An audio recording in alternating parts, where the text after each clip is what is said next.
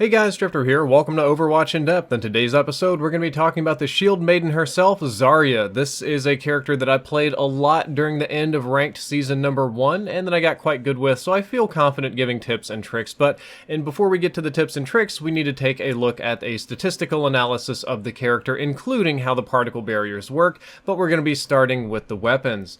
Her primary weapon, which is a laser beam you fire directly out of the end of the gun, will deal 4.75 damage per round, and we'll talk about the DPS in a second, but each one of those 100 pieces of ammo or ticks, or however you want to call them, is 4.75 damage. This beam cannot headshot targets, so there's no reason whatsoever to go for them, and it has a maximum range of 16 meters. I would say that the maximum range is deceptive. Most people consider the beam for close quarters combat only, but you can beam people pretty well at medium range and sometimes pick out Pharahs out of the air. Most people really underestimate the range, and it has no damage drop off over that range. Since the beam fires 20 rounds per second, the beam DPS is 95. This is higher than most of the other tanks in the game, and I think thinking about the beam DPS is probably a little bit of a better metric than just the raw damage per shot. I much prefer the beam over the balls for Zarya because I can hold it down, I can hose, even if I'm aiming terrible, I can swipe left and right and get a lot of different hits on people, but the beam has several very useful, unique interactions that you need to be aware of. First things first is that Genji deflects do not stop Zarya's beam. You can just cook right on through his deflection, and perhaps most importantly is that you can cook right on through D.Va's particle barrier. So D.Va can be very annoying. Her particle barrier eats up everything, but dumb D.Vas do not expect you to chew through it. Unfortunately, neither the beam nor the blobs will cut through any type of shield, so Winston and Reinhardt, whatever, can be problematic. Moving along, let's take a look at the particle balls. The particle balls will deal 45 damage per shot and have a blast radius of 2 meters.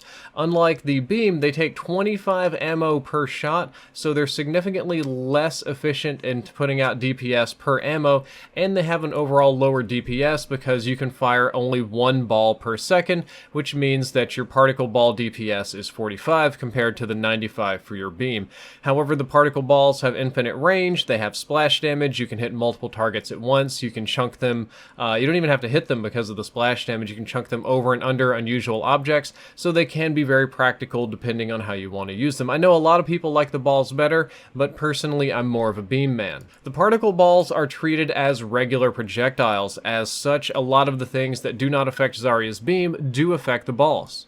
Genji can very easily deflect her particle balls and cause Zarya to damage herself, or perhaps more frustratingly is if you hit Genji, your balls can bounce back and damage teammates. Similar kind of thing with D.Va, her particle barrier will just eat them right up and you won't deal any damage whatsoever.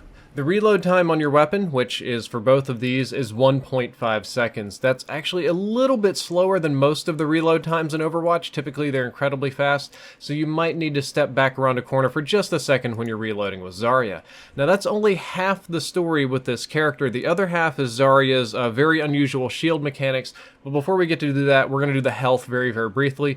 Zarya is a tank. She has 200 health worth or hit points worth of regenerating shields and 200 normal health. The normal health does not regenerate, but the shields can, so as long as you avoid taking massive damage, you can come back near full health, and as long as you have some health whatsoever, you will temporarily recover at least half health with your 200 shields. And now the moment you've all been waiting for, let's talk about these projected and particle barriers. Both the self barrier and the projected barrier will shield you for 200 damage and last for 2 seconds. The total amount of damage that it shields you for is not very high at only 200 compared to Reinhardt's 2000 and Winston's several hundred, and it only lasts for 2 seconds compared to Reinhardt's indefinitely, or Winston's I think is about 10 seconds. These are not to be used preemptively, they are designed to be used reactively. These are instantaneous damage nullifiers, and they're also incredibly useful because they provide immunity to stasis effects. Unlike Winston and Reinhardt shields, these will provide you complete immunity to Mace, Ultimate Mace, Freeze Gun. You can pop the shields to dodge a Roadhog hook, to dodge a really annoying Ana sleep dart, any type of stasis effect that would normally disable your character. Oh yeah, McCree's stun as well. You can hit these and they will instantly disable those. That is, if you time it right now. Of course, you can't activate them while you're stunned, so good timing and good predictions can make this incredibly, incredibly valuable, and not just you, but you can also provide this level of immunity to your teammates. Cooldowns are 10 seconds on the self barrier, and the projected barrier is 8 seconds. It's relatively short cooldowns, but given the fact that Zarya is a tank, she's going to be part of your front line, and in combat, these 10 and 8 seconds will feel very, very, very far apart, and personally, I prefer to save these barriers until everything is about to go tits up, and then I pop them. As most of you well know, Zarya's barriers absorb incoming damage and charge up her weapons. The weapon charge is not expressed as an ammo capacity, as increased shields or rate of fire or anything like that, but the weapon charge is a straight damage modification to your weapon. So the higher her charge, the more damage you're going to deal, but the question is, well, how much? You deal 1% bonus damage per 1% charge, or 1% bonus damage per 1 point of charge, but there's 100 points of charge, so 1% per 1%. So at 100% charge, you're dealing 100% bonus damage or double damage, which can be very, very, very high and very, very, very scary. Same kind of thing if you're at 50% charge, you're dealing 50% bonus damage. 10% charge is 10% bonus damage. And each one of your shields has the capacity to charge up this bonus by 50%. So your self barrier, if somebody completely pops that one, will charge you up to 50% or 1.5x damage. And then your projected barrier can do the same thing. If the enemy team completely destroys your projected barrier, that'll give you 50. So both of them will take you all the way up to 100% or double damage. And this truly is where Zarya shines. The utility of the shields, providing immunity, bonus health for your teammates, amping up your damage, is what will really separate a good Zarya from a bad one, and timing these and amping up your damage can do really crazy things to your DPS. So the standard normal Zarya DPS maximum is 95, and that's with the beam. If you just hose somebody with the beam, 95 damage per second. However, your charge DPS maximum is 190, which is much, much higher. That's a lot more in line with sort of the DPS or offensive type heroes like Tracer or Soldier 76 or something like that. So a fully charged Zarya is a very, very dangerous Zarya, and you want to keep that charged as much as possible. Moving along, let's take a second to talk about her ultimate, Graviton Surge. Graviton Surge sucks enemies into a point for 4 seconds. It pretty much throws a black hole onto the map that just draws every single character around it into a point. A lot of people will say her ultimate does not deal damage. That is entirely untrue. Her ultimate deals 22 damage over the course of its duration, or just a little bit over 5 damage per second, which is not very high. You don't do very much damage with this ultimate. If I had to guess, the damage is just there so that the game can calculate what you're doing for play of the game and how to apply stasis effects and stuff. Very, very minimal, but it is there, and I guess if you're amped up, if you have a bonus modifier on, it can make a difference. However, the real deal with Graviton Surge is that it sucks people in and just sets them up to be pounded by your splash damage from the projectile balls or with another teammate's ultimate. Unfortunately, Graviton Surge is treated as a regular projectile. As such, it is subject to limitations in the game that your beam and some of the other things are not.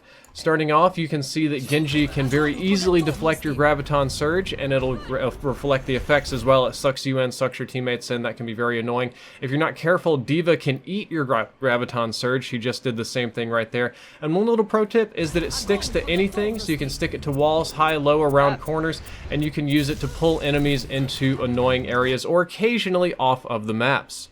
The Graviton Surge is not really an ultimate designed for you to get a lot of kills. It's a setup ultimate. It's one that you've got to use with your teammates. I personally love doing it with J-Hub. He'll run Pharah and I'll run Zarya, and we throw it down and we just murder everybody with the cross ultimates. My overall opinion on Zarya and how she plays in game is that Zarya is the best secondary tank in the entire game. She has excellent damage potential and excellent setup potential. However, she is limited in several ways, and that she is not a very good primary tank because your shields don't last for very long and you don't have the health pool of Reinhardt or Winston. You're not very good being the only tank. You need to be the tank behind the tank, and you also have to work with your teammates very, very well. You need to have teammates in front of you to put barriers on. You need to have good communication, good sync with your barriers. Your teammates need to follow up on your ultimates in order to deal massive damage to the team. You need at least 1 or 2 buddies on your team team with you to play Zarya. It's somewhat more challenging to play her solo, but I do think she is a fantastic character. You see her played a lot in the competitive scene because of the utility she provides with the shields, the durability of the regenerating health, and the setups with the ultimate. However, if you're the only tank on your team, or if you don't have any good teammates to follow up with your attacks, you're going to be in for a bad time. Zarya is weak to several champions. She is very weak to Reaper. He gets in her face with shotguns and just chews through her with raw DPS, shields or no shields. She pretty much can't do anything against Reaper.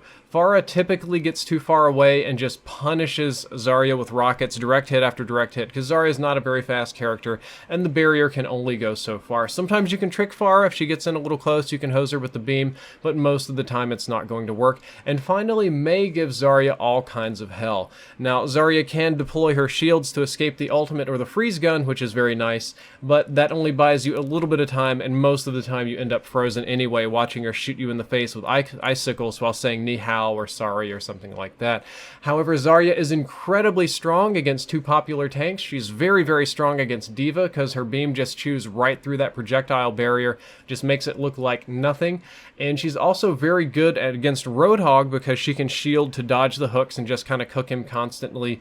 And finally, I think she's very good against McCree because McCree has relatively limited mobility. He's all about hit scans, and his big combo, his big setup, is to just flashbang you and then fan the hammer. As long as you've got good timing and good predictions, you can shield yourself from the flashbang and just run after him holding down your projectile beam, and he pretty much can't do anything about it.